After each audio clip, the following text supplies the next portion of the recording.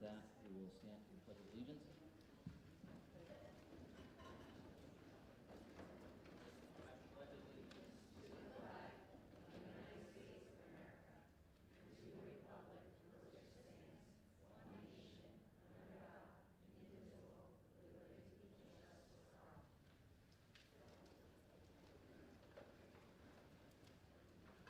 Next is the approval of agenda and minutes from the last, for tonight's meeting. Is there a motion? Motion to approve the agenda for tonight's meeting, March 9th. Is there a second? Second by Eric. All in favor? Aye. Next, is there a motion to approve the minutes from the last meeting, February 24th? So moved. All in favor? Second. Thank you. All in favor? Aye. School committee chairperson comments. I want to take a minute and thank everybody for showing up. I know this isn't the situation that anyone wants to be in, but we're here. I want to take a minute to thank Jay and Maureen for putting so much time and energy into developing the budget, and all of the school committee members here. Many, many hours have gone into this, a lot of conversation and discussion, developing this budget along with Brian and Frank and principals. So thank you all for all of the hard work over the past several months. With that, I'll hand it over to our student reps, Sean and Caitlin.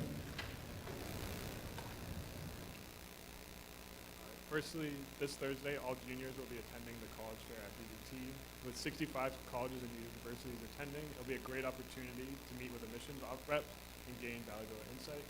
And then with it warming up, spring sports are about to begin, with next Monday being the official start. So be on the lookout for new games. All right, and then next Tuesday, the Mendon-Upton Funds for Cancer and the American Red Cross Club are going to be working with Boston Children's Hospital to host a blood drive, which is open to the entire community, so you're welcome to attend, and so we encourage you guys to spread the word. And then also this Thursday, about 60 members of Mendon-Upton will be heading to the Boston Seaport to compete against 4,000 members in Massachusetts DECA for our state competition, so good luck to Mendon-Upton DECA. Thanks, guys. Next up is out-of-state field trips. Is Chris Schmidt here?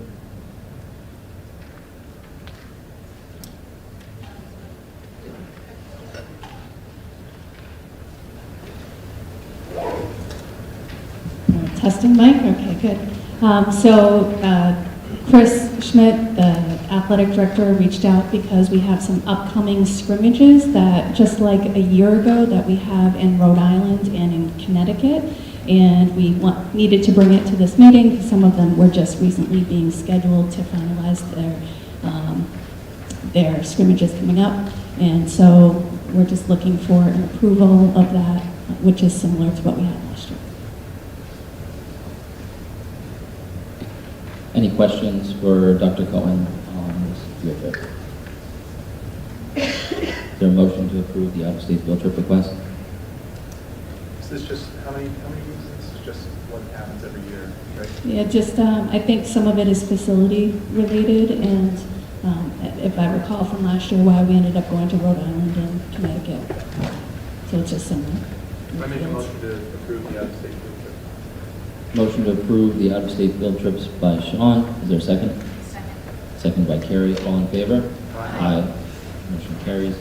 Next up, superintendent and administrator reports. Before we get started here, I want to encourage everybody to remain engaged. It is a long presentation. There's a lot of slides, a lot of information to take in. Way to build it up. It's good. They will move fast through it, but I hope a lot of the questions you might have are answered from the presentation. It builds up to an exciting. It is exciting. It's good. I don't know if we Sorry, before we start with that, I forgot. There's a conflict of interest statement. Nope. Good evening. So, as I've done the last couple of years of this, I have to make a disclosure up front. My wife is a teacher at the Memorial Elementary. For budget discussions, this constitutes a conflict of interest. I've spoken in the past with a lawyer at the State Ethics Commission to define exactly how much I can and cannot participate in tonight's meeting. That advice, which I've been following for the last several years, is that I cannot participate in any discussion regarding the line item in the budget that contains my wife's position or direct financial interests. In that case, that would be the classroom teachers at Memorial line, as well as section 5200, which is insurance for active employees. Provided I abstain from any such discussion, I have been advised that I can fully participate in the voting this evening. Additionally, we will also be discussing the ELA curriculum updates, something which will have an impact on the day-to-day operations of the school where she works and will affect the work environment and day-to-day responsibilities of my wife.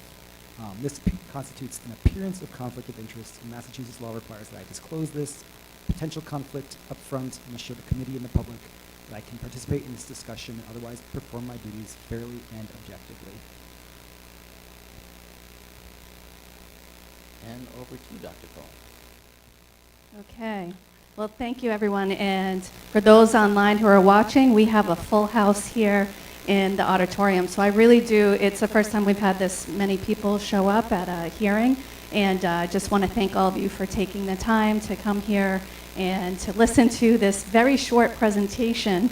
Typically we split it in half, about a half an hour with me, a half an hour with Jay, and then we open up to questions and discussion, but we'll go as quickly as we can. I don't know, did we run out of booklets? No, we still, okay, great, that's perfect. For anyone at home, we have a budget book that's here, and it's posted on our website, on the budget website. After the presentation, I'll post this presentation. So if you miss something, you don't have to take pictures or anything. It's going to be up there along with the line item budget as well.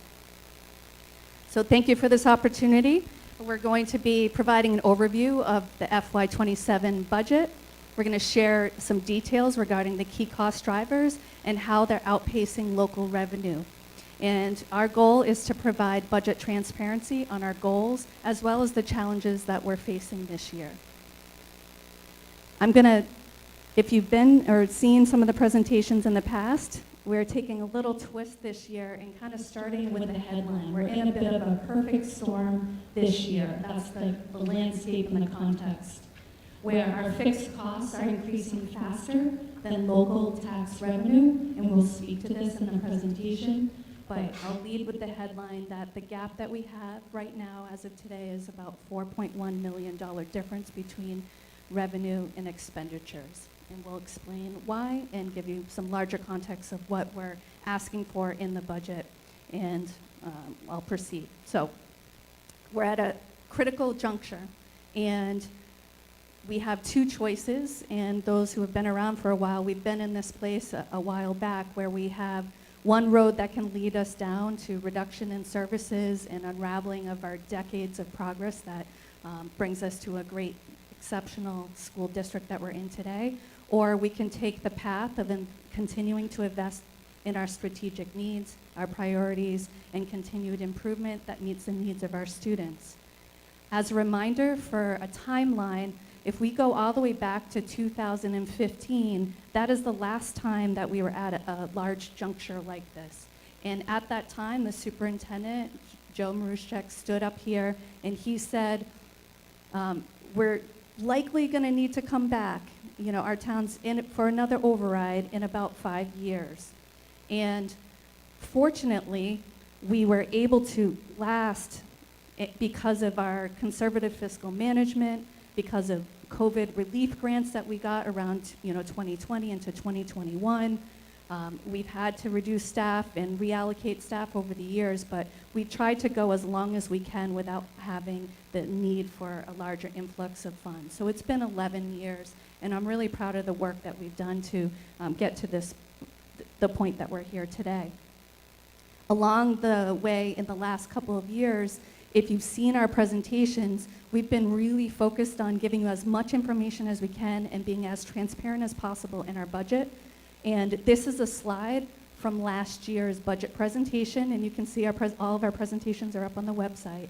But we talked about how last year, at this time, we had a $1.7 million gap, which we reduced positions, reallocated positions, and went deeper into reserves and use other offsets in order to go another year. And so this is just to highlight the fact that we've been talking about this the last couple of years, And in fact, some people often reference, or some of the boards, because we present to, and thank you to all the board members from the towns who are here tonight. We really appreciate having you here. But when we present, some have referenced, oh, I remember you had a guy looking over a cliff, because that was one of the slides in the last couple of years. And over the cliff, we were trying to point out how the structural gap has been widening over the years because of health insurance and flat state aid, increased student needs, and I'm not going to list all of them there because we'll talk about them. And so what I want to do is point out that our budget and what we're bringing forward to the towns is to try to create a bridge over that gap. And that's with bringing in the funds in order to continue our success that we're having in our district. I also want to point out that this is not just a Mendon-Upton Regional School District challenge. It is a state funding issue, and it's further impacted by reduced federal funding, which we got some not so good news in the last week, and I'll highlight that as well. I am a member of many committees in the state with different superintendent groups, and the last 2 weeks we have been advocating at legislative breakfasts to all of the state legislatures to make some changes, and I'll highlight some areas that we're looking for advocacy as well to support it at the state level.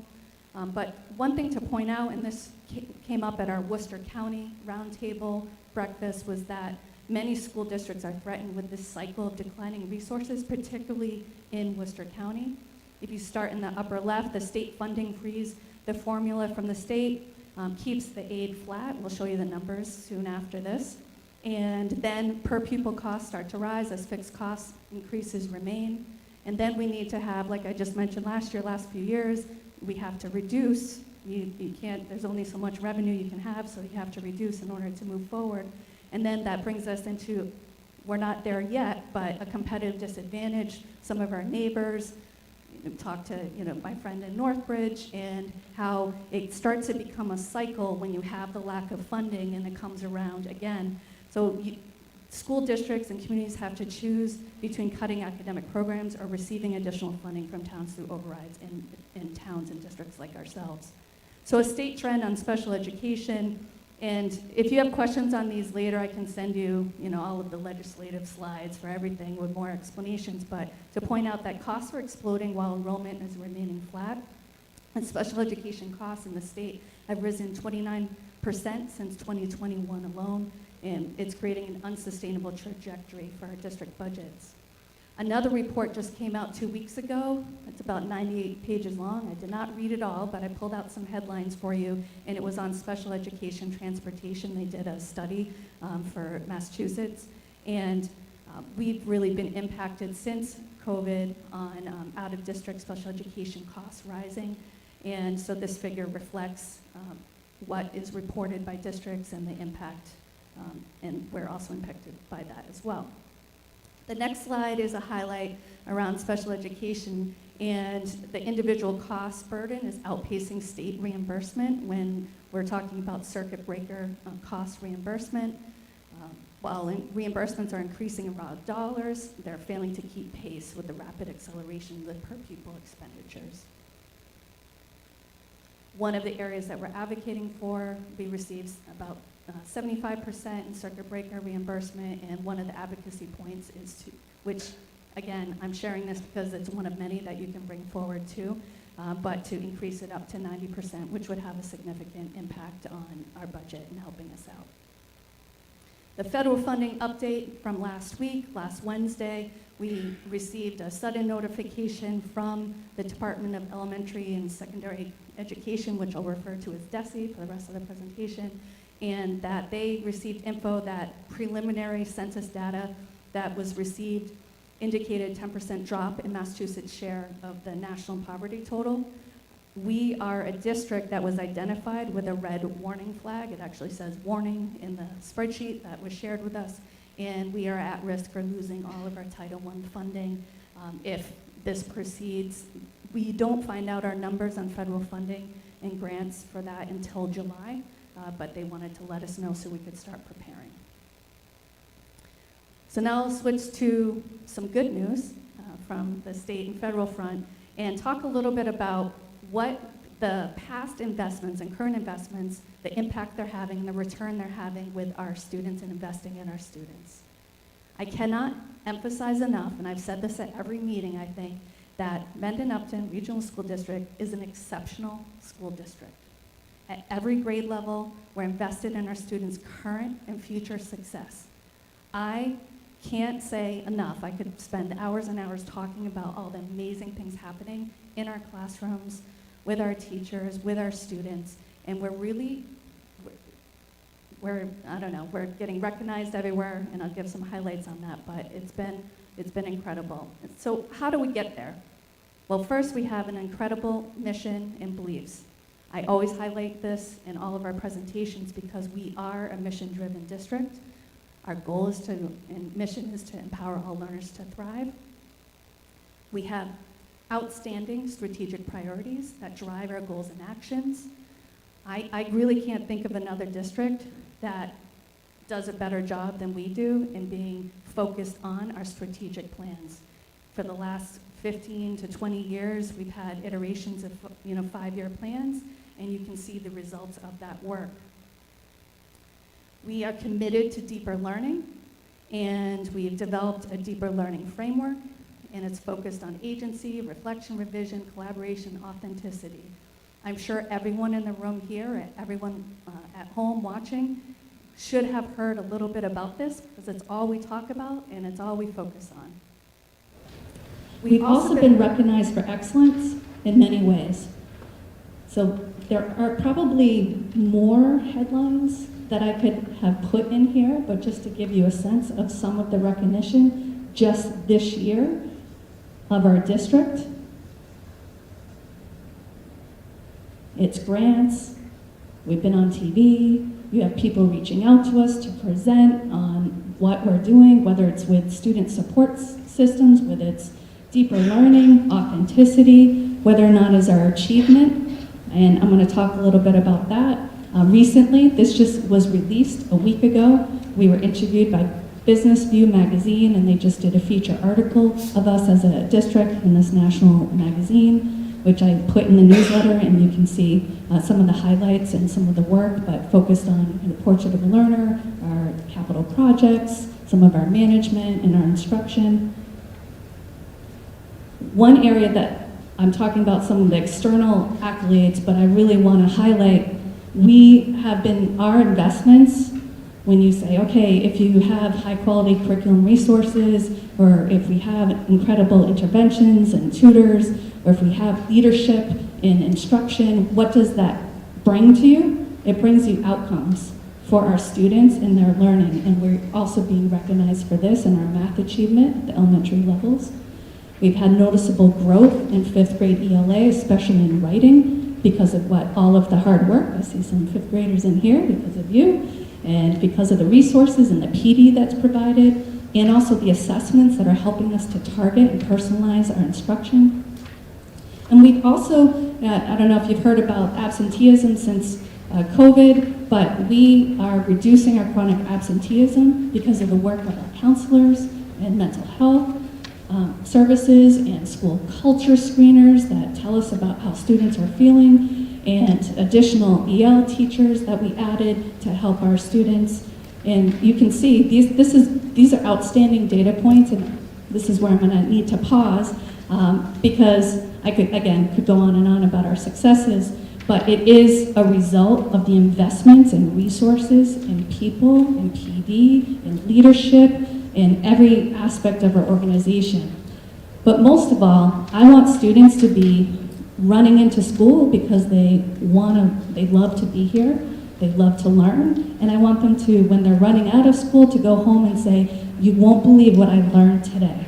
So no more of the conversations of nothing, I don't know, at least that's what I get from my kids, but we don't live in this district, but I want you to have those conversations. I want what happened on Friday when we had Boston Dynamics here at the middle school with the spot robots walking down the halls, and just if you could see how the students lit up their eyes. And we had students who came here, all right, I'm talking too long on the slide, I won't do this again, but we had students from the ICP program come here from Nipmuc to MISCO and say, I was thinking I wanted to do this for a pathway in career, but now I've learned about what I can do related to robotics, and you've changed my mind after meeting with individuals. It was absolutely incredible, and that's the kind of deeper learning, authentic experiences we're trying to deliver.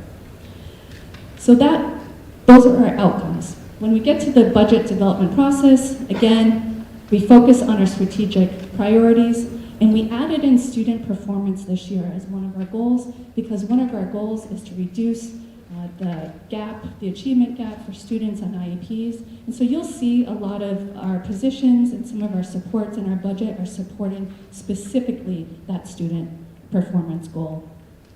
We're guided by budget principles each year, and we adapt them each year, but students are at the center of our decision making. We have a needs-based budget that we're bringing forward, and we're trying to be as transparent as possible about our budget and answer questions as we go, as they come up. Part of that transparency is having everything on the website and we've already had 15 budget presentations. You can watch all of them, all the videos on the website. We really like giving budget presentations. No, thank you so much for all of the leaders who have led, and school leaders and district leaders who have been part of that. We also do a comprehensive SWOT analysis, looking at strengths, weaknesses, opportunities for growth, and threats. And I will not list all of those here, but each year we reflect on last year's list, we look at where we're at, and then we try to build in our top needs into our budget. Some people may ask, have you ever reduced? Do you ever reallocate? And I mentioned how we have the last number of years in order to make the budget work. Here is a quick snapshot of some of the reductions that we've made, reallocations, mostly enrollment-based, in order to meet our prioritized needs. Because when we have budget options, here this year I'm pointing to the needs-based budget, but we want to make sure we're always above the line, the lower line. First, that's the floor. We need a level service budget that maintains class sizes, programs, and services to maintain and grow upon what our students need. And then as needs pop up and our population changes of students, then we address the most critical and mandated needs. We make sure that we're complying with laws and regulations. And then we move up to strategic and competitive, and that could be a program, a resource, an additional staff member, if some years we've been able to do that. And the place we never want to be is in the reduced service budget. And that's what's at risk this year if we're unable to get the funding moving forward. When we have our categories of need and staffing requests, I've highlighted some of the staffing that fall in those categories when we put them in there. If we were to track over the years, there are similar staffing requests every single year that are never filled. The one example I'd like to give is tech support. We've been asking for a need, we cut it a number of years ago, and it's never been reinstalled. We have amazing tech staff, but we have 3 main tech support running around doing an amazing job, but we have 4 buildings, and now after COVID, we've doubled our devices, and so that's a lot. So first goal in our plan is to maintain effective class sizes, and we have a class size over at Clough that is a little bit higher than we would like it to be because of some increased enrollment over the course of this past year. And so one of the positions is to maintain effective class size and reduce grade 3 of next year from 25 to 19. Here is a snapshot of average class sizes currently, K to 8. We have on the left-hand side the max preferred class sizes, K to 1. We want to keep under max, under 20, grades 2 to 3, under 22, 4 to 8, 24. We do not have a policy on this, but these are best practices that our instructional leaders have identified. And it's hard at the high school because sometimes you may have an AP class that's 7 students and another class that's up to 26. It really does range depending on some of the courses because it's student driven at the high school. Goal number 2 is to meet the mandated student support needs.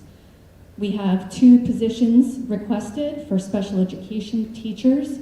And in the past few years, we've reduced a special educator at the middle school and reduced one at the high school.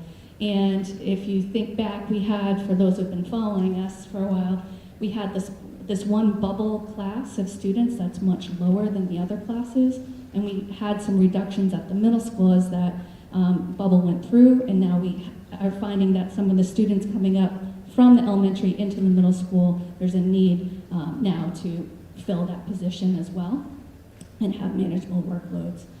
School psychologists, we have 2 school psychologists, and they are maxed out with the number of evaluations. As an example, last year the evaluations jumped from 71 to an anticipated 100 this year. And they also, not only do they do psychological testing, they also do cognitive and academic testing, which doesn't occur in all districts, but it does in ours, which leads to a lot more evaluations. As a result, they're unable to use their other expertise, which is in the mental health supports at the building level, which we would love to be able to have that as well. And then finally, we are just under meeting that mandated requirement for English language teacher. Due to scheduling, we have 3 EL teachers, and over all of the buildings, we have different schedules at the buildings. And what happens when you have a teacher going between the middle and high school, we have mandated hours for our students who are English language learners, and they might need to pull them out of a different class or their main tier 1 instruction in order to meet their needs with the EL instruction. And so that's taking away from core instruction. If we were to add, and this was came across through multiple people asked for this at the middle, the high school, and also our assistant superintendent in order to help our students get the number of hours that they need for support. So then it brings us to budget scenarios, which I kind of mentioned. We have the different levels. We're going forward with a needs-based budget. I just identified some of the positions that are in there, and these are the amounts, and we'll talk a little bit about how we get to those amounts in total, but this is what we're advocating for. And then I hand it off to Jay. Oh, look at that. Can you look at the time? It's 7:29. I said a half an hour. I got this. Is this on, Sam? Everybody hear me? No? Oh, he said yes, so I'll go with that. Hello. Okay, hi everybody. Welcome to the show.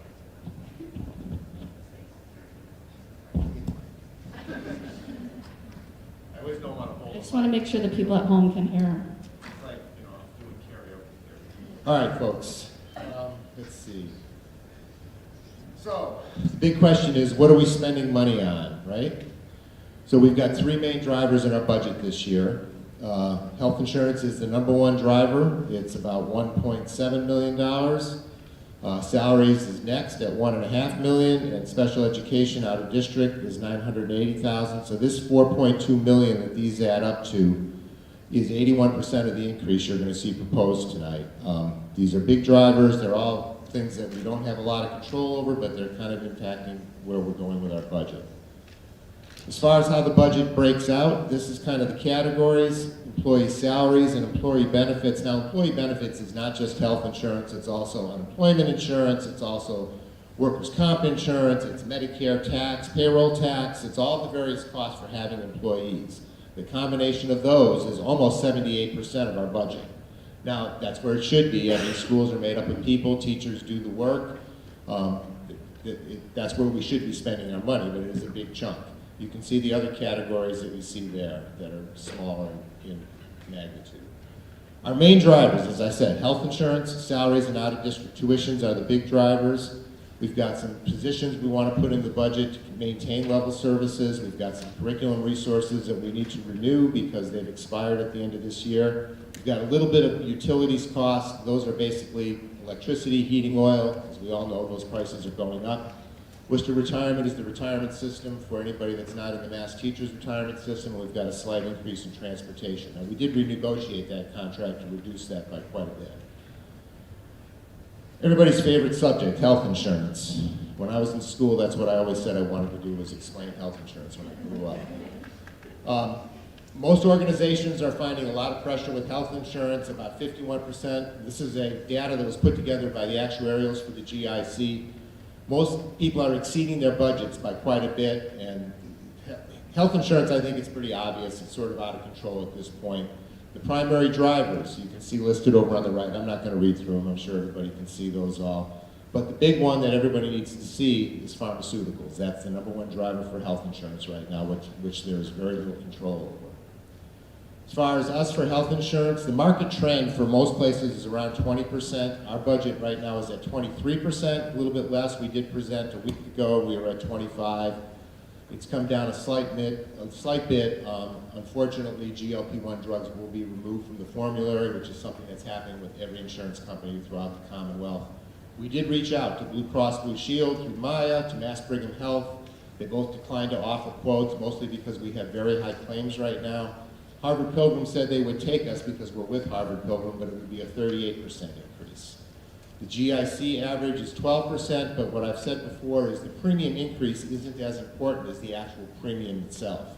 So in other words, you could get a 30% increase and still pay less than somebody getting a 2% increase because their premiums are already higher. As far as health insurance, you can see we were relatively flat through FY25. The last 2 years, it's accelerated quite a bit, and I think this is something that everybody's seeing pretty much throughout the Commonwealth, throughout the country. Health insurance costs continue to rise. CAGR, you're going to see this CAGR number a lot. That's compound annual growth rate. That sort of mellows out, averages out your growth over a period of time. 13% is pretty high. Special education costs, this is out-of-district tuition. We currently have 16. We anticipate up to 22 next year.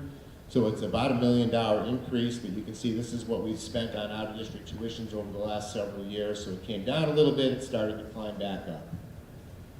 In general, our expenditures, the budget we're proposing tonight is about a $5.2 million increase, 12.36%, $47,553,625. That's as of right now. On the revenue side, so revenue is made up of several categories. We have grants, we have several things that we can offset and reduce things. Keep in mind, grants are supposed to supplement what we're already doing, not supplant it. Like, we get a grant so we don't have to spend money because now we can use the grant. You're not supposed to do it that way. We also have some district revenue we put into the budget. State aid is next, but state aid is minimal for a district like ours right now. So the biggest target, or the biggest share of our money, comes from local aid, from the 2 towns of Mendon and Upton. State aid consists of 3 things. Chapter 70, which is the main funding formula for a foundation budget. We get transportation reimbursement and charter school reimbursement. So these are how those break out. Our Chapter 70, we are what's called a minimum aid district, which means we get the bare minimum, which by law is $30 per student as an increase. The governor's budget has it at $75. This current year got moved up to $150 by the time it got through and the governor signed the budget, which happened sometime in July, but as of now, it's $75 a student. So we're getting $142,000 in additional money from the state in Chapter 70. We're getting an extra $20,000 in transportation and about $21,000 for charter school reimbursement. So in total, we're looking at $185,000. So remember that $400 million gap. The state's going to help us out with $185,000. It's about a 1.25% increase. This again is the increase we've gotten over since the last override in FY16. Less than 1% of what we're getting in state aid as an increase. It's because the state looks at Mendon and Upton as affluent towns, and they gear most of the money that they have within their budgets toward low-income towns and rural districts. Transportation, we get reimbursed, and this is going to be based in FY27 on the actual cost from FY25. So they're 2 years behind, but the reimbursement rate does not keep rate with the growth rate of the cost of transportation. Now again, we renegotiated our contract for next year and brought the price down, or this would be a larger gap. But costs are going up a little over 5%, reimbursement's going up a little over 3%, 3.5%. Charter school, I don't know if everybody's aware, but if somebody lives in Mendon or Upton and chooses to send their child to a charter school, Mendon-Upton gets the bill and pays the cost for that. We do get a reimbursement rate, which has gone quite up and down, as you can see. For next year, they're projecting about a 23% increase, but we're going to spend $413,000 on 19 students going to charter schools.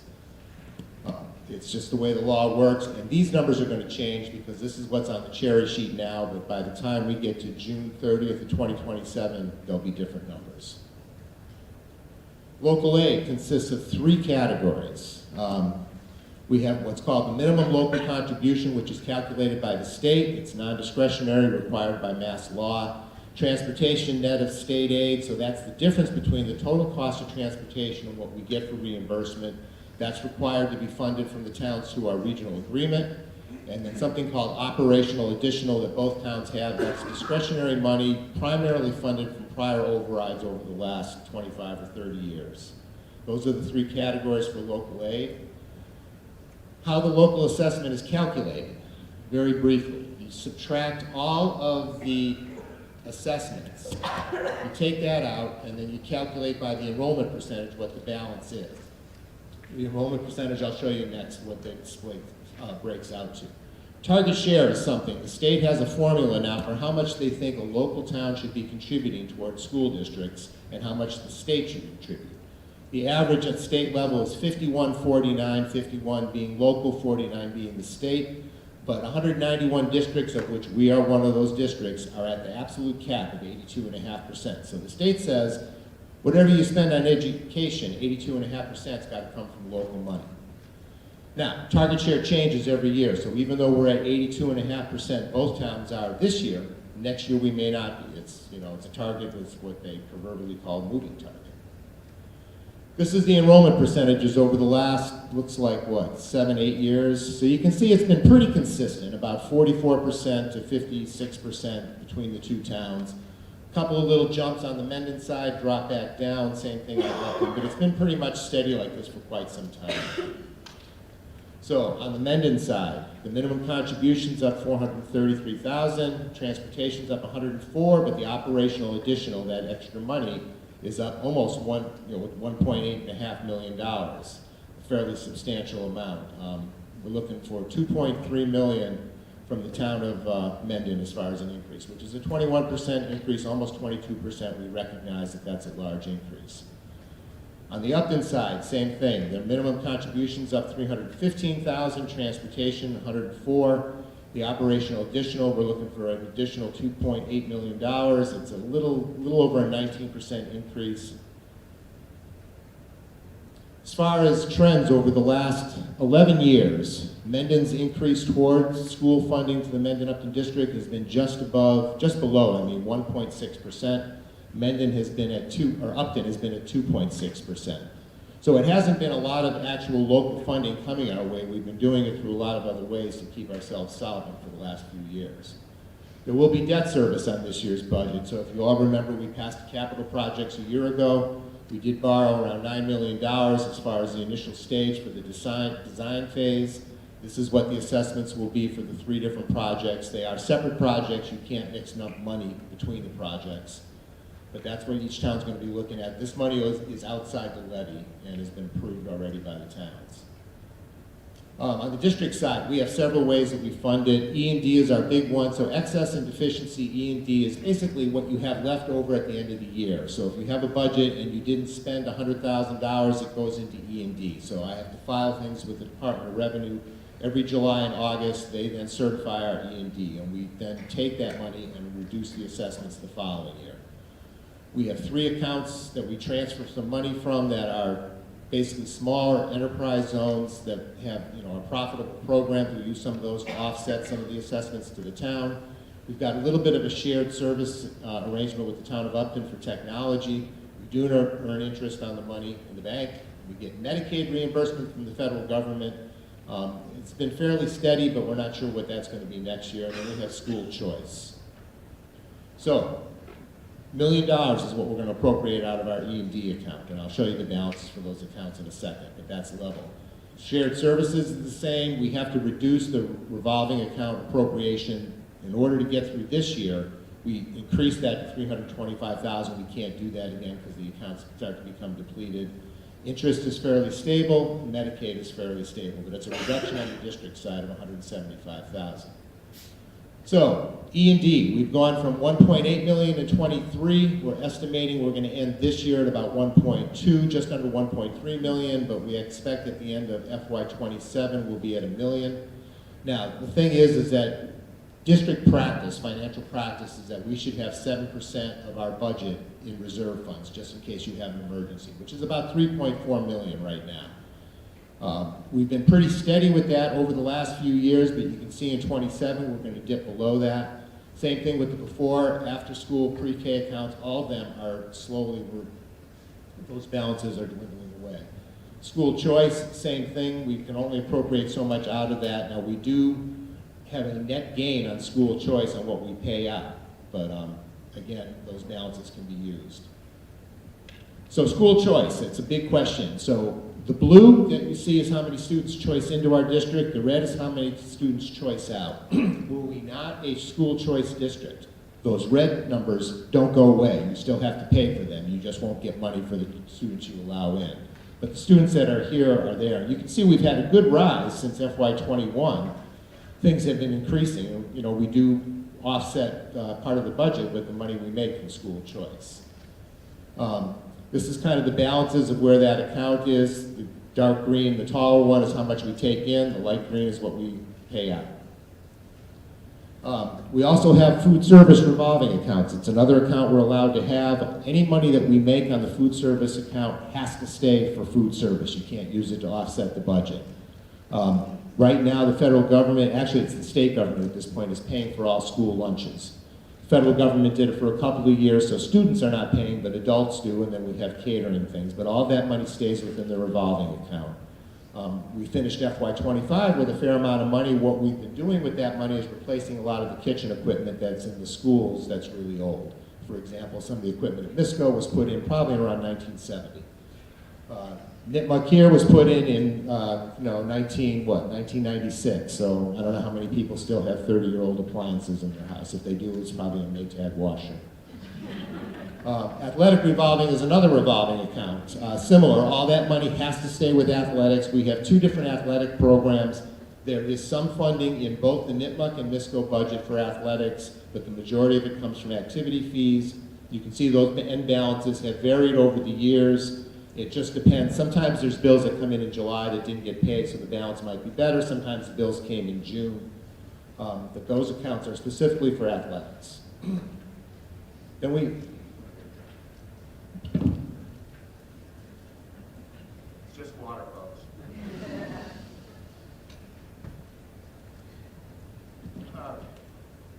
Then we have grants. So we have federal grants, state grants, private grants, and circuit breaker, which is revolving. Now, Maureen mentioned circuit breaker a little bit. We'll get into a little more detail on that. Federal grants, we have 6 that are federal grants that are entitlement grants, 4 title grants that we call them, and the 2 IDEA, which are special ed accounts grants. What we're hearing right now is that special ed accounts should be relatively stable, but as Maureen mentioned, the Title I count could be 0 next year. 2, 3, and 4, we're not really sure, but we're sort of estimating. We've also got several competitive grants we've done. The Student Opportunity Act, many people heard about billions of dollars from the state going into education. This is what we got out of the Student Opportunity Act, and it was a competitive grant that Cheryl wrote. So we did get a little bit, but that's going to go away as well. We've got some other grants that are written at the high school. One of the things that we like to talk about is everybody will say, well, why don't you go after grants if you need money? We go after lots of grants. I can't, the high school, the middle school, the elementary schools, Cheryl and her job, we apply for lots of grants. We don't get them all, but we do apply for just about any grant that comes down the pipe that we think we can get some money that will help the school district. You can see the 26 ones at the top that we've got going this year, and some of the ones that we applied for that we didn't get as well.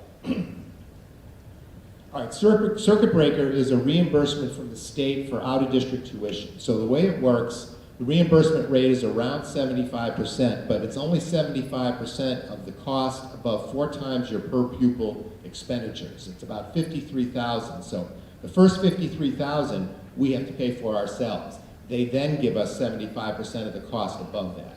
Out-of-district tuitions can go anywhere from about $50,000 up to $700,000. So if you have a tuition that's $60,000, you're only getting 75% of $7,000.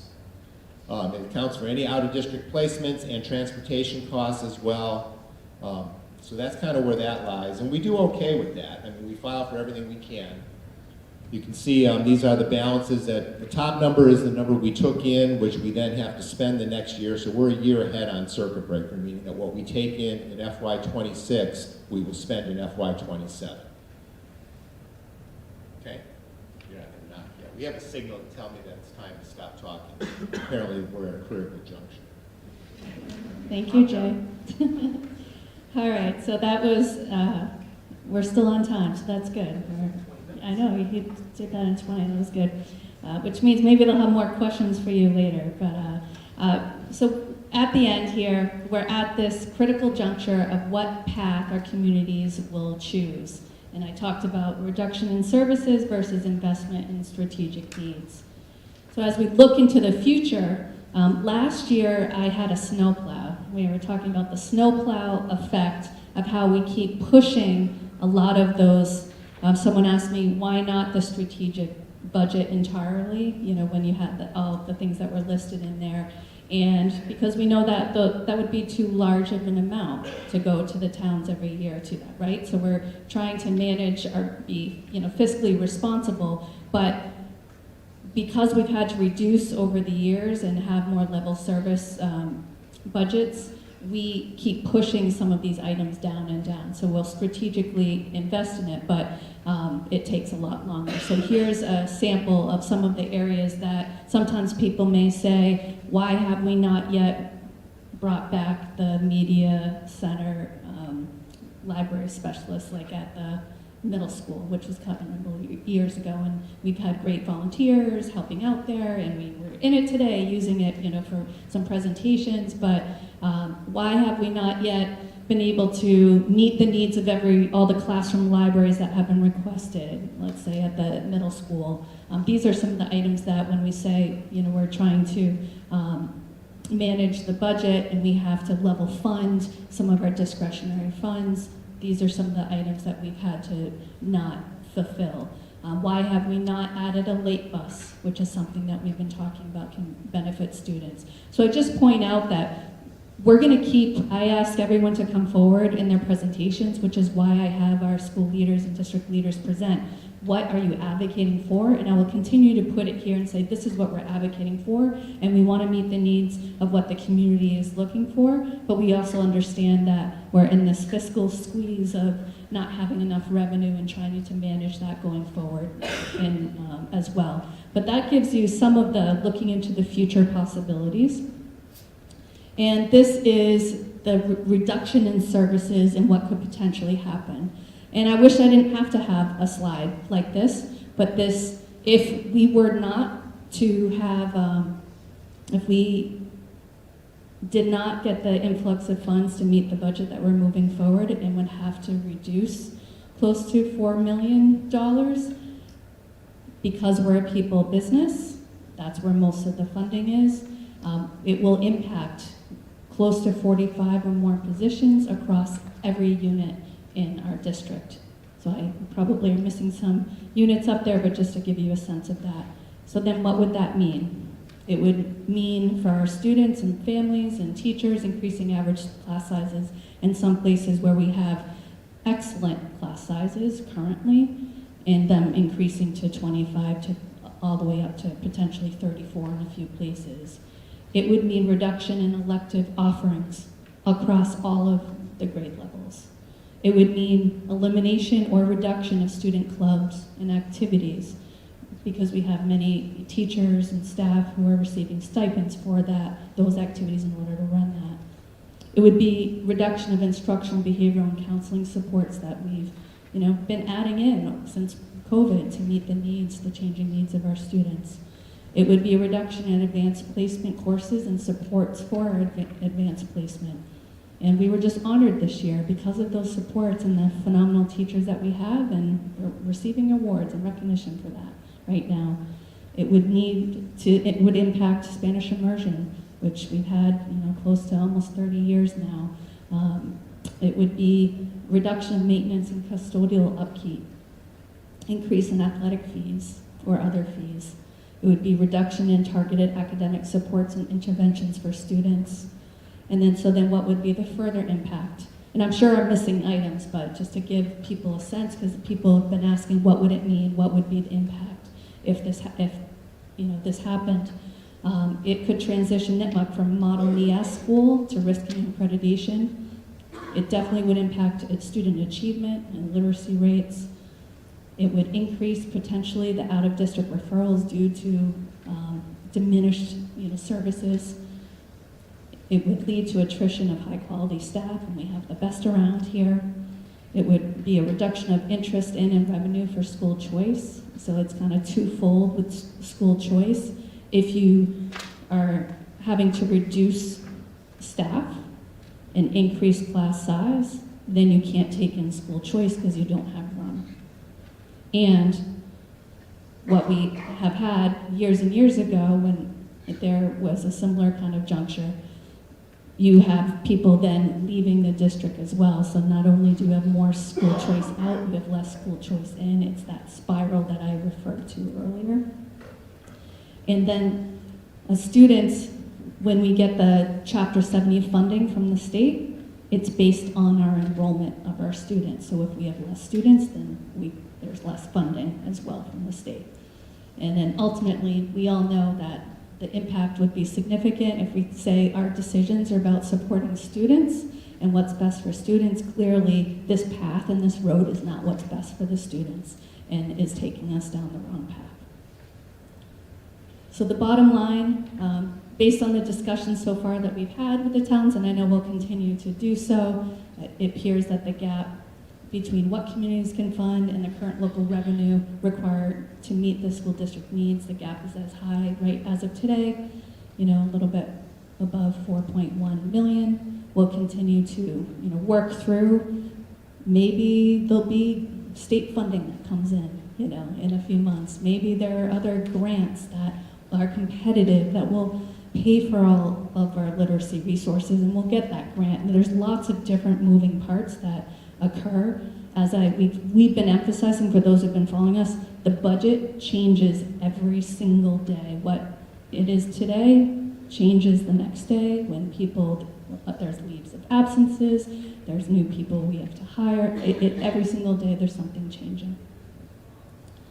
So that leads us to the end of our presentation, 6 minutes early from our hour that we said, but I want to thank our staff and students and all of you for supporting our district. And I'll hand it back to Jim. I appreciate everyone listening to our presentation. Hello? Before I open up for school committee budget discussion, and then we'll open it up for public comments, Q&A, I just wanted to mention a couple of things. Who's got the board? Can we go to slide 43? I think this is one of the most important slides in the whole deck, because when you look at it, these are the key cost drivers. These are the things that are really increasing the budget. And almost all of them are fixed costs, with the exception of the proposal of the needs-based services and the curriculum resources. Everything else is fixed costs. It's out of our control.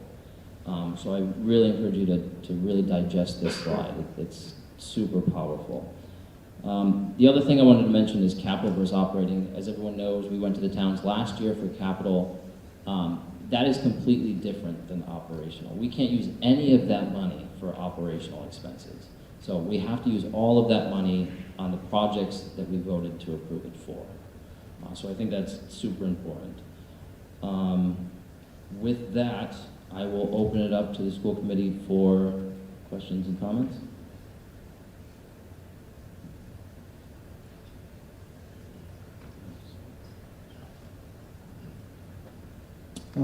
So I'll start, I guess, with a question about slide 47, if we want to go there.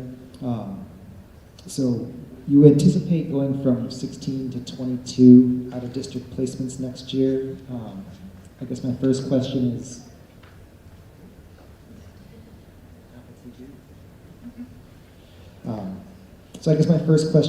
when will we actually know what the out-of-district placement numbers will be? Is that something that's going to be finalized before then, or is that not something that we'll know until the summer? And as a follow-up to that, is there anything that we can do to try to retain those students or bring back other students to keep that number down?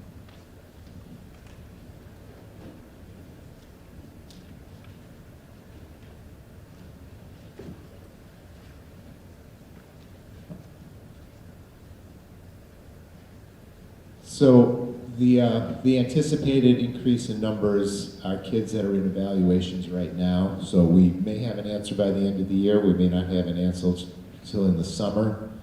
A couple of them may have already been placed out. I'm not sure yet. But it's something that it's just under study. It's just we have to plan for the fact that they potentially will be placed out of district. And they're all our collaborative schools, which are the least expensive of our options. And just to add clarification too in this process, like I said, the budget does change every day. So you could have a student that comes in and a family that moves in that might need these services, so that could go up, in the future. But it also, sometimes we have students who are in a 45-day evaluation, which doesn't necessarily mean that they would be needing to stay in out-of-district type of placements, but we have to anticipate that could, in our budget, that could occur. Just so everybody knows, there is a law in the state called the move-in law. And the move-in law applies to out-of-district tuitions only to private schools. So if someone were to move into Mendon-Upton whose child is in an out-of-district placement and they come before April 1st, we own the tuition next year. If they come after April 1st, the district they're coming from owns the tuition for the full school year. Collaborative schools do not work that way. If somebody moves into Mendon or Upton tomorrow and is in a collaborative school, we own that tuition tomorrow.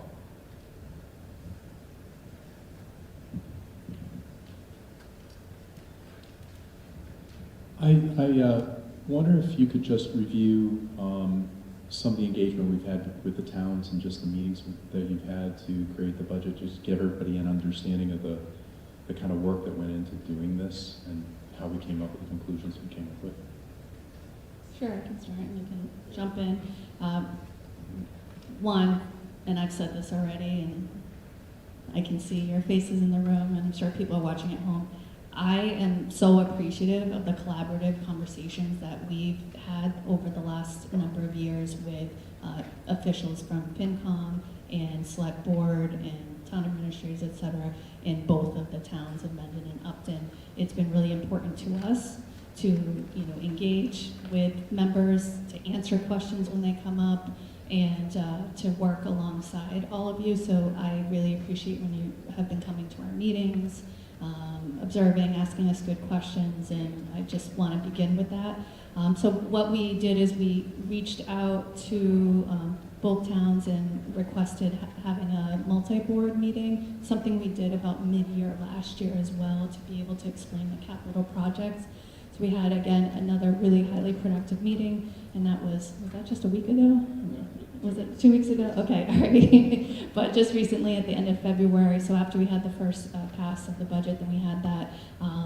I'm in contact. We have a new town administrator in Upton who just started, so I'm in contact with her. We'll be meeting with her. I know they're in transition right now with that, but we've had multiple smaller meetings just to give updates to members to let them know where we are in the process, because we started to realize, especially with the health insurance, how large that number was, and wanted to make sure we put it on the radar for the towns as well to try to work together. The only other thing I'll add to this is the way this process works, the school committee certifies a budget, and then within 7 days we're required to send the assessment letters, it's called, with the letters to the towns that this is the budget that's been passed by the school committee. The towns then have to put that to a town meeting vote, but they don't have to fund it. It is the town's choice, not our choice, that they potentially put something through a tax override, for Prop 2.5 override.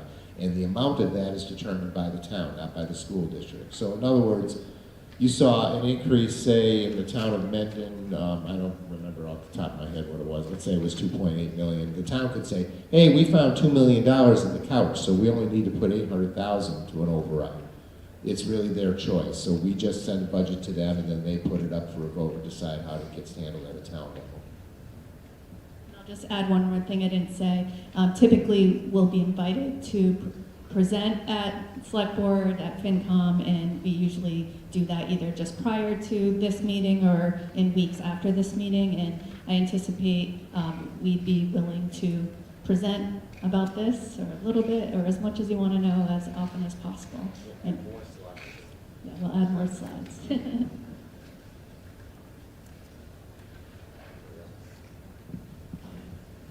Jay, if you could just talk to what E&D is and why it's important to have 7% reserve funds. Well, E&D, so I sort of got to talk about it a little bit. It's called excess and deficiency. Each town has something similar to that called free cash. It's basically what you have left over at the end of a fiscal year. It can accumulate over years.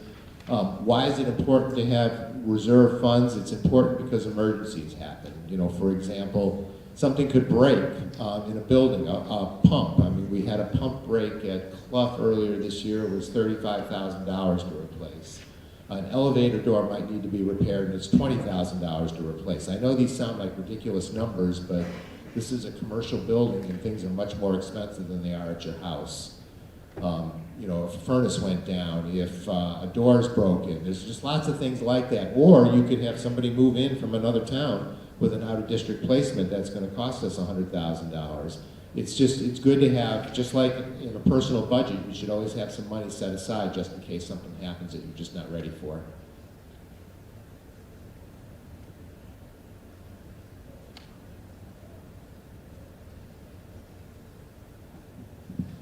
All right, with that, I will open the budget hearing for public comment. Please use the microphones at either end here. State your name, your address, and then your comment. I'll give you 3 minutes to speak. Please be respectful of everyone's time, but look forward to hearing your questions and comments.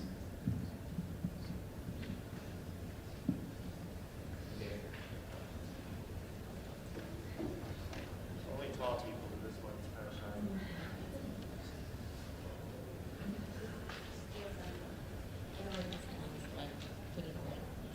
Can everybody hear me? Good evening, and thank you for your time and all the work put into this year's budget. While I'm rarely able to attend meetings in person, I do listen on every Zoom and YouTube every 2 weeks, and I know how much effort goes into this work, so thank you. My name's Alicia. I live at 65 North Street in Upton. Our child has been in this district for nearly a decade, and during that time, we've been navigating the world of special education. Those of you familiar with special ed know what I mean by navigate. It's rarely simple for parents, educators, and especially for students. Tonight, I want to express why an investment in special ed, specifically the additional staff requested in the needs-based budget, matters not just to our family or to other students with IEPs, but to the entire community. Our experience in special ed in this district has included a lot of success. It's also included a lot of frustration. Often the barrier isn't dedication or care of everyone here. It's resources. The budget presentations thus far have done an okay job explaining the needs, but what a PowerPoint presentation can't show are the tears from overwhelmed teachers, overwhelmed parents and students who work 10 times harder every day to navigate a system that wasn't built for them. Investing in special education is an investment in all students, not just for those with disabilities. Research consistently shows that inclusive education, which is students with disabilities learning, growing, and simply existing in a meaningful way alongside their non-disabled peers, outcomes improve for all. Not just academically, but socially and emotionally. As parents, we all want our kids to succeed, but more than that, we want them to grow into kind, decent human beings. Investing in schools that prioritize inclusion and special ed and inclusive educational best practices delivers this to everyone. Legally speaking, districts are required to provide students with disabilities a free and appropriate public education in the least restrictive environment. At its core, this means inclusion. And inclusion isn't just the mere existence of programs like Best Buddies or Unified Sports, those are great. It isn't just about the proximity of a student with a disability to those without. Inclusion is culture. It's embedded in everything, every day, across all staff and all settings. And our district's motto is empowering all learners to thrive. Special education and student support services exist to make this possible. It speaks directly to special ed. So therefore, investments here, now, and in the future are not just necessary, but so worthwhile. Our district has taken huge steps towards building a more inclusive culture in recent years, and I truly appreciate all the educators and staff on the front lines to make this happen.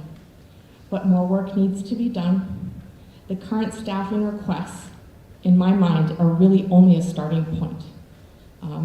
They only scratch the surface of what is needed here in Mendon-Upton.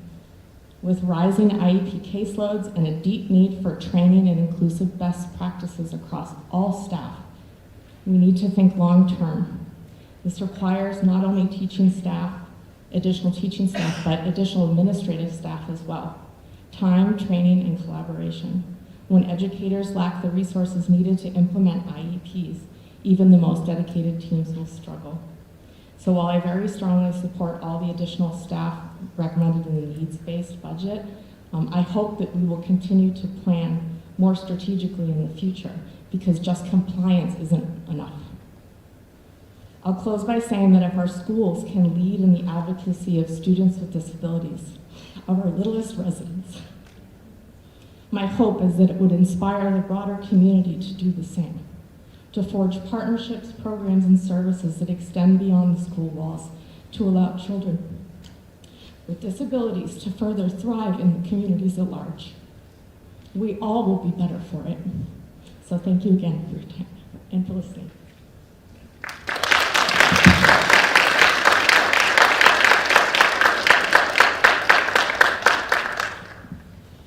Thank you for that comment, and I just want to add a little bit of commentary. I fully agree. One of the reasons we came up with needs-based and not strategic is because I feel that we need to work more closely with our towns. So I think moving forward, we want to engage with towns every year, not just in years where we're coming with capital plans and operational overrides, but every single year. So we are building towards a strategic budget to invest in our schools and reach that strategic priority for the schools. I hate to put Carrie on the spot here, but we were just talking about this today, Alicia. So yeah. So how we actually formulate the need for the special education staff, and what that means. There's actually been some thought put to it in Carrie's school district. So I don't know if you want to mention just what you were going briefly.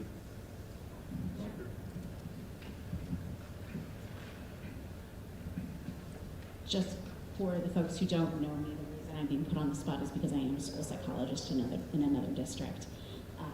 So I think this is why it's getting tossed over to me. I so appreciate the budget presentations that have come from the schools and from our special education department and their advocacy, I can't say this word, advocacy for our students. And they have asked for more than we have allotted for in this budget. If we could give them these staff members, I would love to be able to do that. But given the challenges that we've had with the budgets over the last several years, we just haven't been able to do it. School psychologist was one of the staff positions that was targeted by the staff administrations in the buildings because of the depth and breadth of training that school psychologists bring to service delivery at the school level. Not only are we involved in evaluations for special education students, which of course address compliance issues. From the state level, the testing times have been reduced for a lot of our evaluators within the buildings, so that puts higher demands on the school psychologists in this district in particular, because they are responsible for doing so much of the evaluation process. But if all of their time is taken up by these increased expectations for evaluation, we're missing some really special training that school psychologists have. We're missing the opportunity for them to have caseloads of special education students to deliver counseling and therapeutic services at a building level. And I believe that if we were to be able to expand those kinds of services, we might be able to keep students in district. But just for reference, I believe what Sean was talking about, in my own district, we've been working with workload calculators to look at the amount of time that's spent managing the caseloads for our students and how that measures up to the number of hours that students have available in the building. And just looking at the number of evaluations that the school psychologists in Mendon-Upton have on their caseload, they are required to complete several hours more per day than students are available to work with. So we are severely understaffed in that position. Thank you. Anyone else for public comments, questions?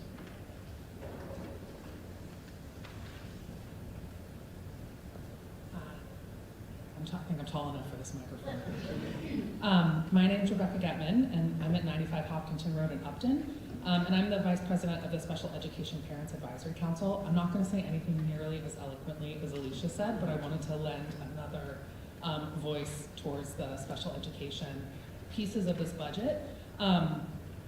So I'm speaking on behalf of the, as you saw, hundreds of families in our district whose kids receive services in order to access the free and appropriate public education to which they're entitled.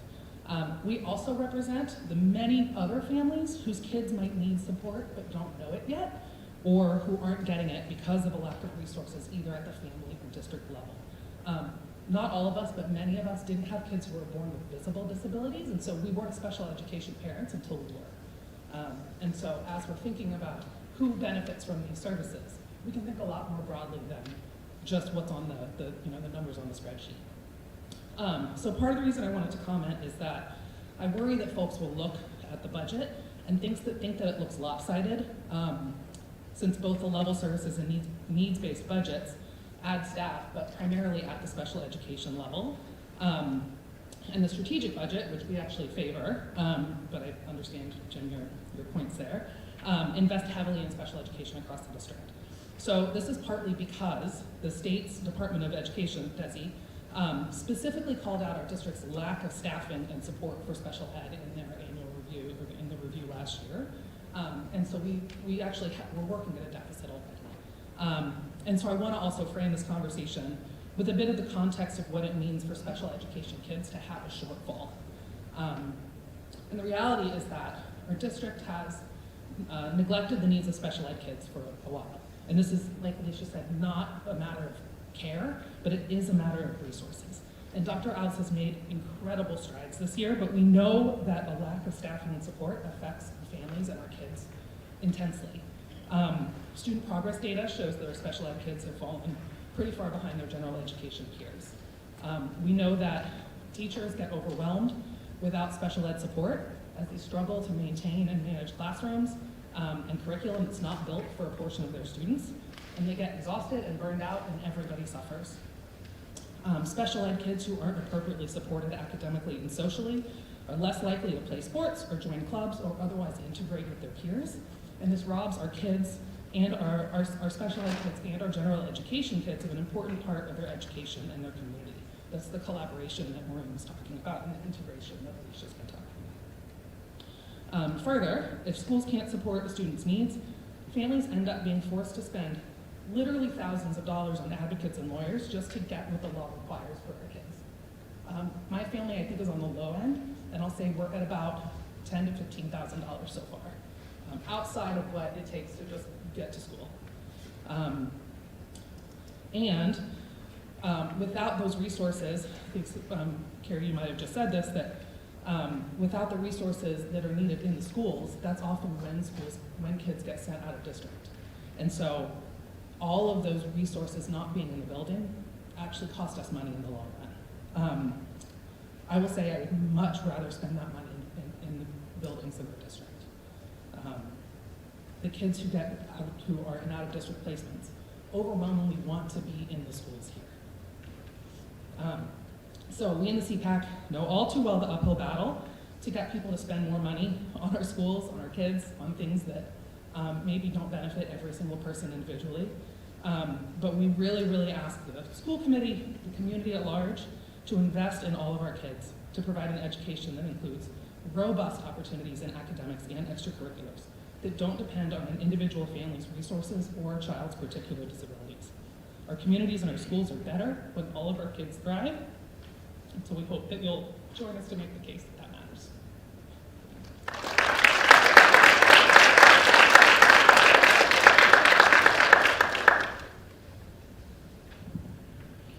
Thank you for that comment.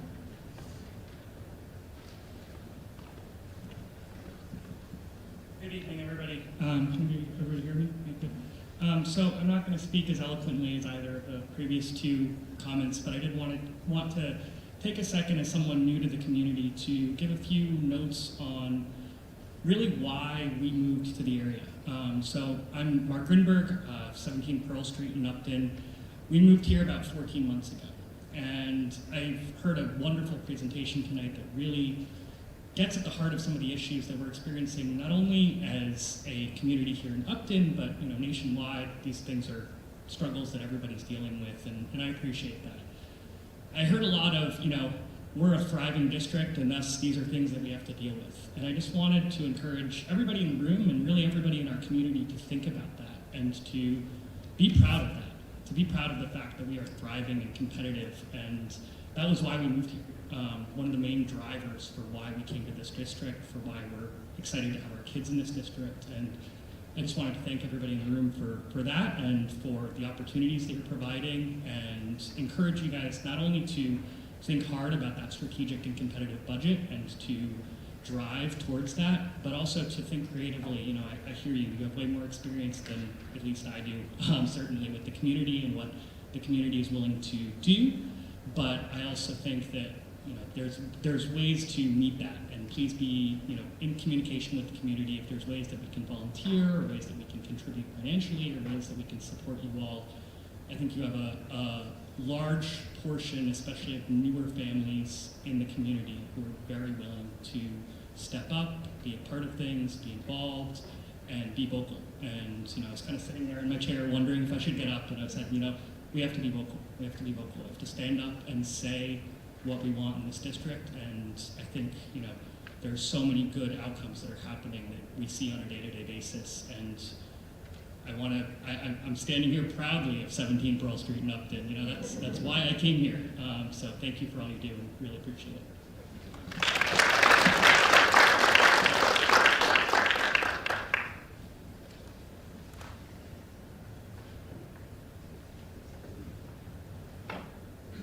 Good evening, Laurie Holloway, Misco Hill teacher, HERDA member. I just have a couple questions, but first, Alicia, I don't know where you are there. Great job. I couldn't agree more with what you said. When you support special education students, it doesn't just benefit special education students, it benefits everyone. Teachers are spread very thin, and when we have more support for our special education students, all kids definitely benefit. So thank you for your wonderful words. Couple questions, moving on. Line item, question about, Jay, this will be a question for you. District Academic Leadership Curriculum Director salaries, it's in there, it's marked at 0. Is this just what? It's not filled, so.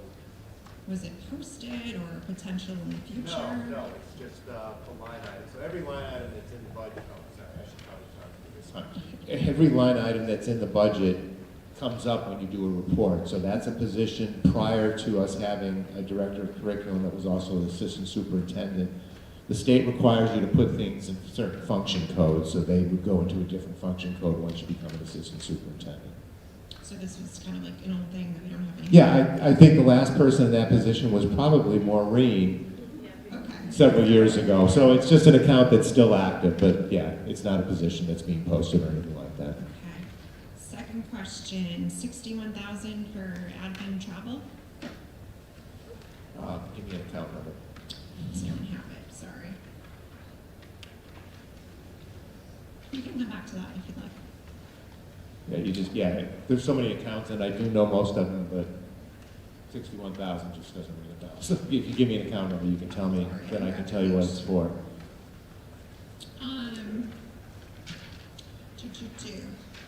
I don't have the count in front of me, but one thing that you have to remember on some of those lines, it'll be dues and conferences.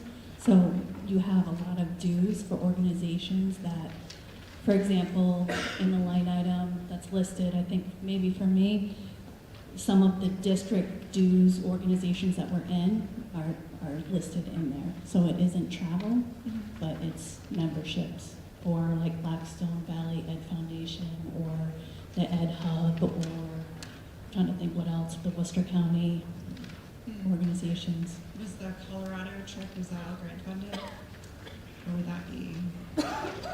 Yeah, that was the Ally trip, yeah. Thanks. Looking at heating of buildings, MISCO seems to be 40,000 more than others. I believe this is due to the age of our building. Are there yet any talks of building a new school, middle school? It's already built. You didn't notice it when you were there today? It's because MISCO happens to be on heating oil and not on natural gas like the other three schools are. And I've said this before, we have a 10,000 gallon oil tank that's underground, sort of where the parents drop their kids off. In a winter like this, we're burning between 300 and 400 gallons per day. So you at home, you generally have a 250 gallon tank, so imagine filling that every single day. Okay. Second part of the question, is there any talks to build a new school for MISCO? No, not right now. When we did the facility assessment study, believe it or not, MISCO had the least issues of the four buildings. It is well built. It is old, but it is well built. Question about a grant.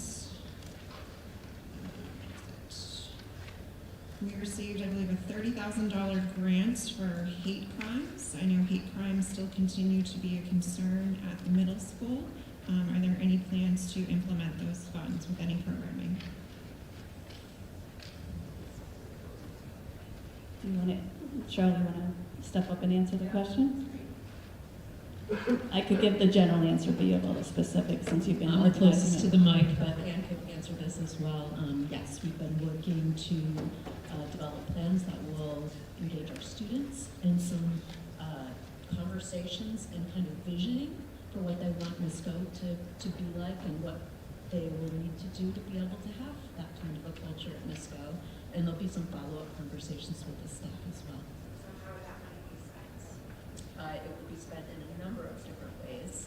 It will be spent to have facilitation for some of this, and engagement with the students. It will be spent on resources.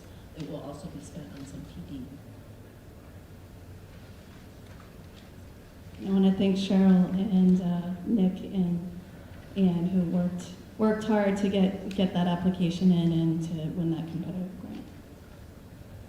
Last question about the upcoming drug coverage changes with health insurance. Is that a change that our district is making or a change that Harvard Pilgrim is making? Are there any options with that, like plan A or plan B? It's a change that's being made by every health insurance carrier in Massachusetts. Harvard Pilgrim, Blue Cross Blue Shield, Mass Freedom Health, the GIC, they're all removing the drug from the formulary. So formularies are the list of prescriptions that they will cover under the insurance. They change every single year. This is a huge cost driver, the GLP-1 drug, which is what you're referring to, I'm assuming. They're very expensive. I've made the statement before, you know, it's when your health insurance pays for some of those drugs, it's $1,400 a dose, but if you just want to go to Walmart or Costco, it's $150. So somewhere between that $150 and $1,400, somebody's making money, and it's not us. But it's being removed by Harvard Pilgrim. By Harvard Pilgrim. So this is, I would say, life-saving medicine for some people. Then what should someone do if this medication is no longer? So it's being removed only for weight loss. It's not being removed for diabetes or sleep apnea or any of the other things that I think it was originally designed for. It's just being removed for weight loss, and that's pretty much standard across most of the carriers.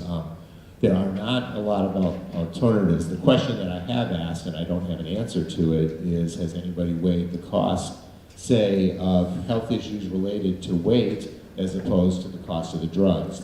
Those things have not been done yet.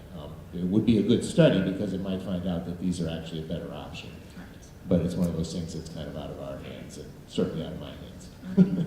That was it. Thank you all. And Jay, how? Thank you, by the way. Thank you, Lori, for bringing up good questions about the details. It's very important. Jay, how many of our staff take our health insurance percentage? So you're putting me on the spot now. I don't have a Rough definitive. estimate. Probably about 60%, I'd say. 65%. There's probably about 225 people in the plan. Any other public questions or comments?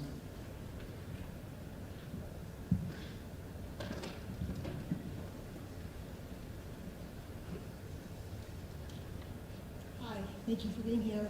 Liz Black, 7 Pine Needle Drive, Mendon. I just have a question about this information in the context of the following year and the year after that, because things are comparative. Thanks.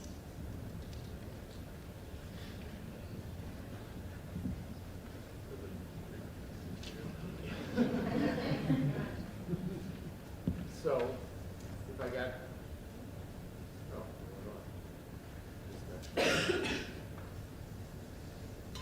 all right, I'll just talk really loud. It's all right. Did you hear it? Oh, that's sorry. Okay. I don't know. The mic went dead. The hope is that we will be able to manage our finances through the next 4 or 5 years. I do think that the statements made years ago that every 5 years an influx of money needs to be brought into the school district. The biggest issue we have is that the cost of running town government, the cost of running school districts is growing at a faster pace than the ability of towns to raise revenue. So it's not like it's the town's fault that they don't have the money. They don't have a choice. They can only raise so much in any given year. It can only increase by 2.5%. Nothing's only going up 2.5% anymore, and I think that's the biggest challenge. So, there's no plans that we're going to go ask for, budgets that exceed what the towns can afford on a regular basis, but the hope is that we can plan things accordingly, get some of the things under control that, hopefully health insurance will level out, but I don't have a crystal ball on any of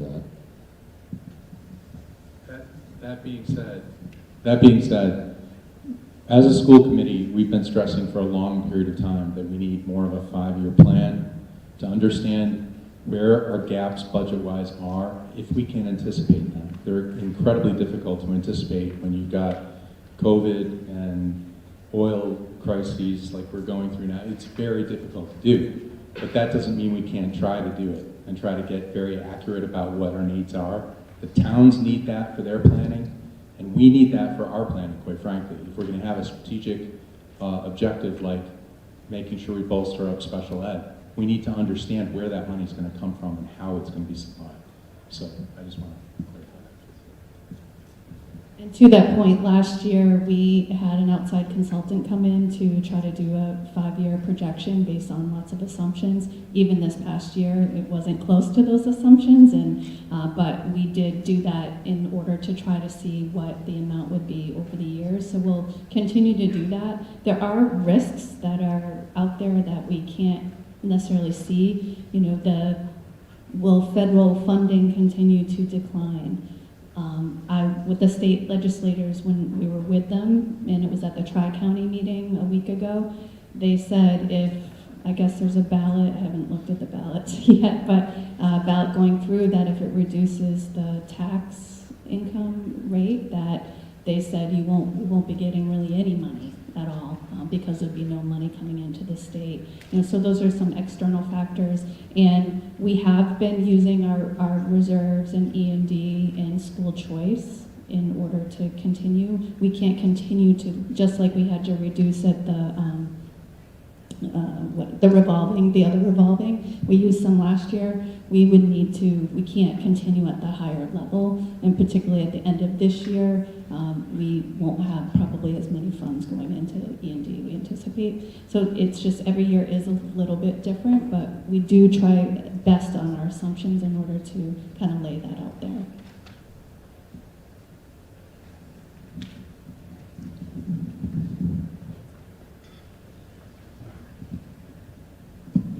Kim Stover, 12 Forest Park Drive in Mendon, and I just want to thank you for the presentation. I think you've laid it out really well, what's going on and what the needs are.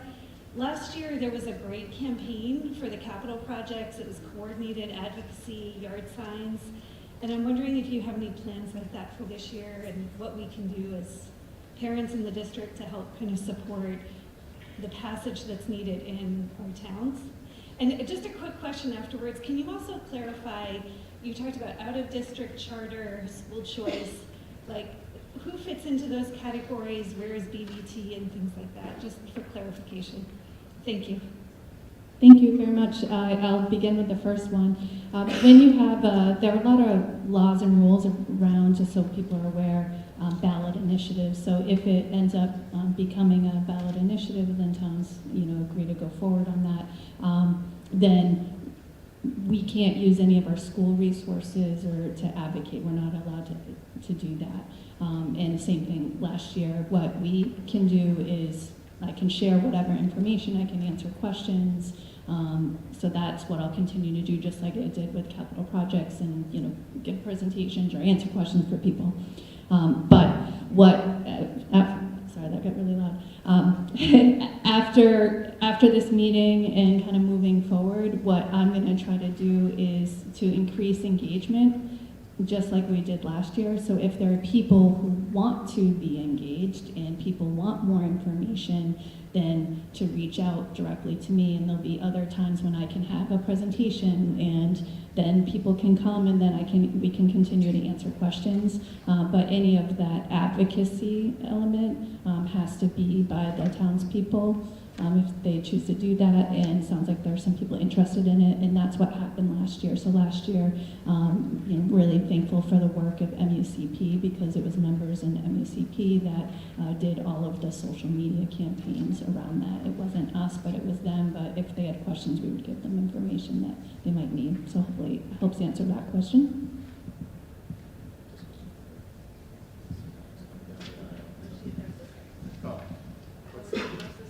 You asked about what is the difference between out-of-district placement and charter schools, correct? So charter schools are public schools that any parent can choose to send their child to a charter school. Benjamin Franklin Classical is one in Franklin. I can't think of the names, but they're public schools. But when a family chooses to go there, they send the bill to us. So we have to pay for that tuition, and they average around $25,000 to $35,000. Out-of-district placements that we refer to are specifically special ed placements, and they are for students that we can't provide the needs that they need within the district. Some of them are fairly severe, disabilities that just we don't have the ability to address. And BBT is a separate thing. They assess the towns on their own thing, so it's just a vocational school. Again, a public school, they now have a different acceptance policy, but those things, that's just another regional school district that both Mendon and Upton are part of a regional district, similar to the Mendon-Upton Regional District. Did I confuse you enough? No, BBT is paid for directly from the towns to BBT. Norfolk Aggie is a non-resident vocational school. Same thing, it's an application process. Students can apply to go there. Those bills are sent to the towns. It used to be that was part of our budget. About 4 years ago, we transferred it because it really was supposed to be part of the town's budget. So it was transferred over to the individual towns, and then transportation is also responsible for that as well. And it goes to the towns. It's not part of our budget anymore. Me? Thank you all. I'm Bob Clark, a board member, also a Middle School teacher. And thank you all for coming. Thank you very much for your presentation, the details and everything. I did have a question on a particular line item in 2354 on professional development.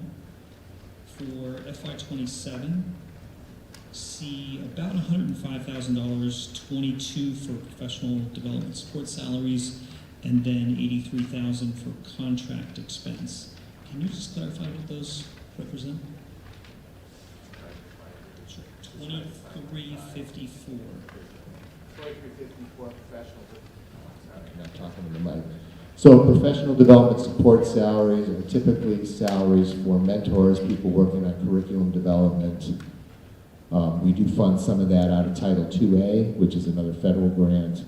So it's a variety of things in that category. They're employees, it's a salary line, so they're employees in the district that are earning additional pay for something that they're participating in. Mostly curriculum development, right? And what about the contract expense? A little further down. 2358. 23, yes, 2358. Yeah, that would be for, again, professional development where you have to bring in a presenter. If you have somebody that's providing PD to staff for whatever reason, or you have a new curriculum and you have to have professional development for that, anything like that. So they would be non-employees. So the difference is the salary line is employees in the district, the contract line is for contractors, not employees. Thank you. Yeah. And some contracts too, not just contracted PD. So I don't have the line item in front of me, but when you think about like mandated trainings or our Atlas for curriculum, or a lot of those systems get paid out of the district contract line as well.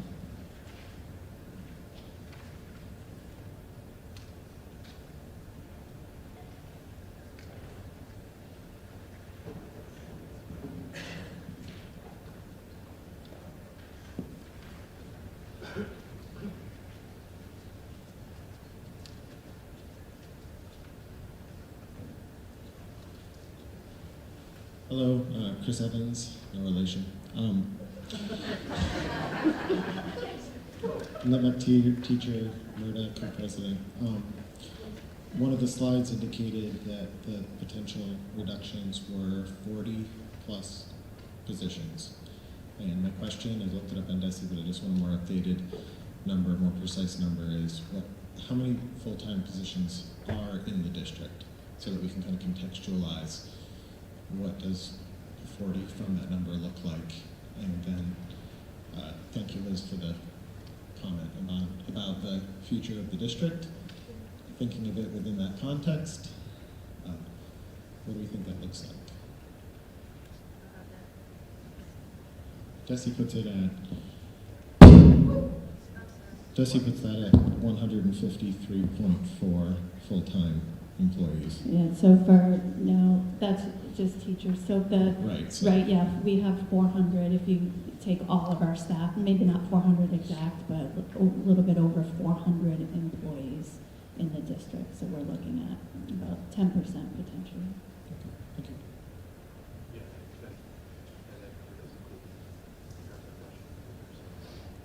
All staff, yeah. Good question.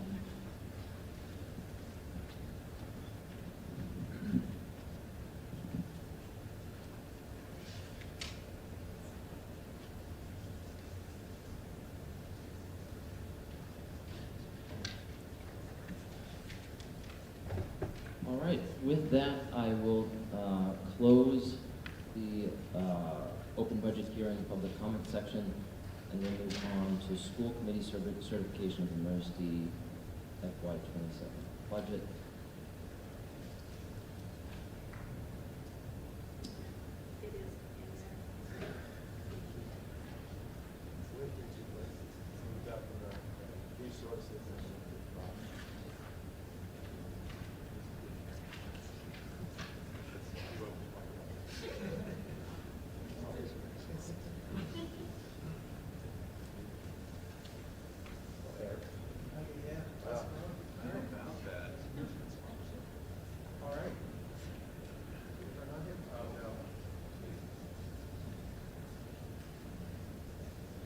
All right, I have the pleasure of reading the motion.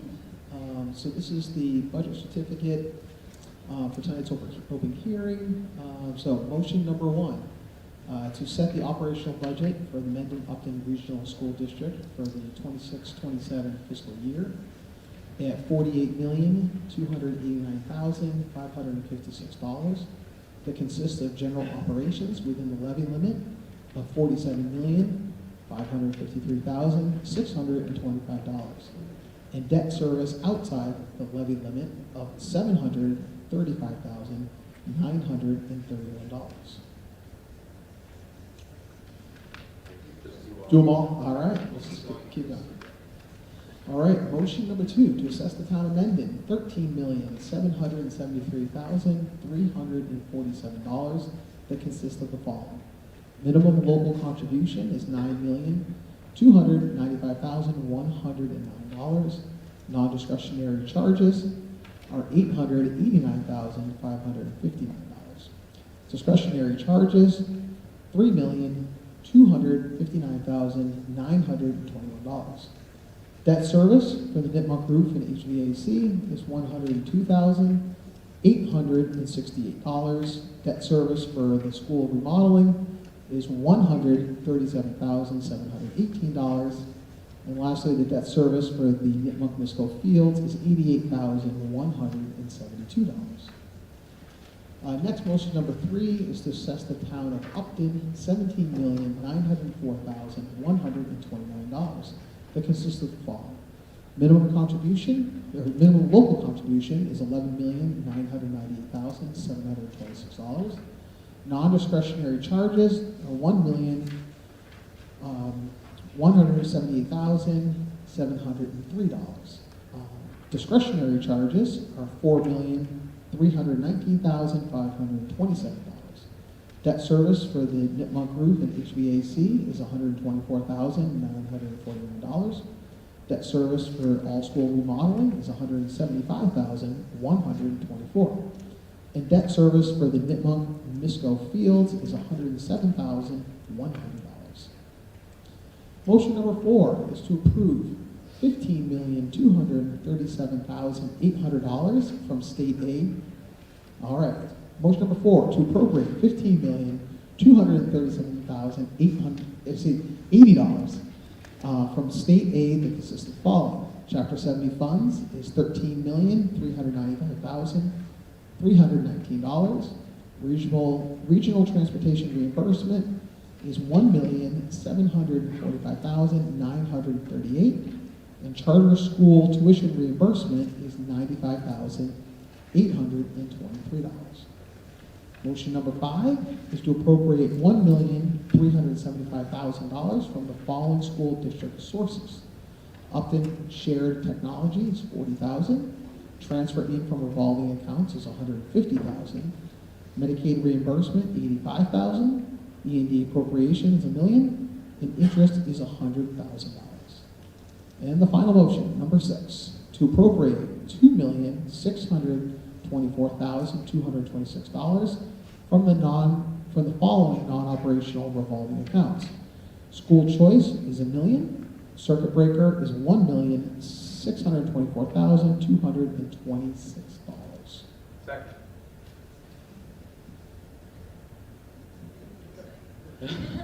There are 6 motions on the table and seconded by Sean. This is a roll call vote. So we'll start. Jim Forkey, aye. Matt Hagan, aye. Carrie Ruxton, aye. Vicki Ludwigson, aye. Eric Byrne, aye. Sean Nicholson, aye. With that, motion carries. Moving on, there are no other matters not anticipated by the committee or correspondence or future agenda items. Is there a motion to adjourn? Motion to adjourn. Motion seconded by Matt. All in favor? Aye.